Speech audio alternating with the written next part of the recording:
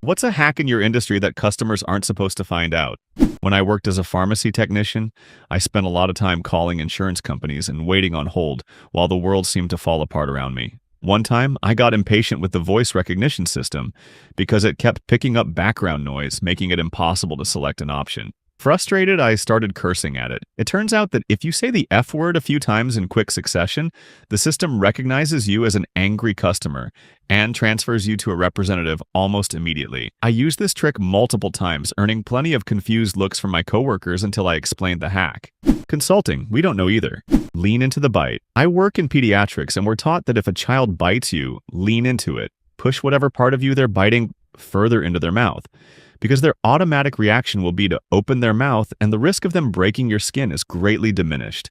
Just because you're on hold doesn't mean we can't hear you. Any Marriott booking made partially with points with a 3-day cancellation policy can be canceled the same day of the booking without any fees.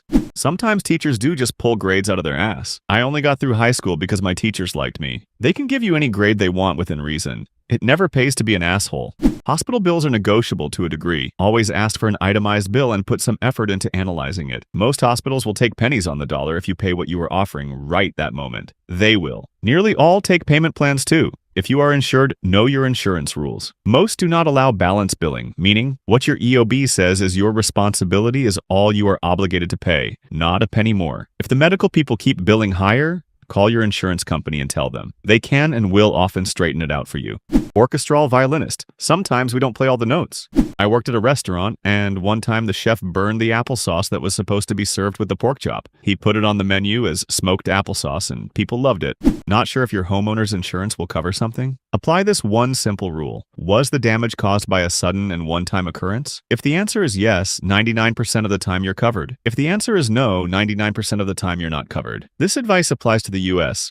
Our physical approach towards the user will sometimes fix the problem they're facing without any additional effort. AT support.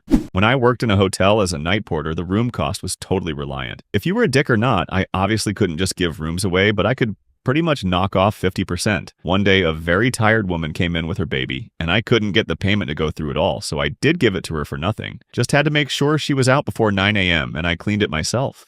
Most industries have retention teams because it costs 10 times more to get a new customer than it costs to keep one you have. So if you call up and threaten to cancel every other time they raise your rates, they'll probably give you the introductory rate. Just be aware you might have to switch. If you're nice to my receptionist, I will find a way to squeeze you onto my schedule. If you're a B, then you can have whatever the next available appointment is. If you make the office staff cry, you get a certified letter firing you from the practice. This was 6-7 years ago, so may not be relevant. But when I worked at Enterprise Rent-A-Car, the higher-ups were so tunnel-visioned on positive customer reviews that if there was any problem at all, we would write off anything from gas to whole days of rentals. We had a few repeat customers that would catch on and habitually complain about dumb shit to get parts of the bill discounted. Only a rating of completely satisfied counted, and it was tied to bonus and promotion, so a huge incentive to make people happy. If you use Libby to download ebooks from your library to your Kindle, you can turn it to airplane mode and keep the books as long as you want. The next person in line is not affected.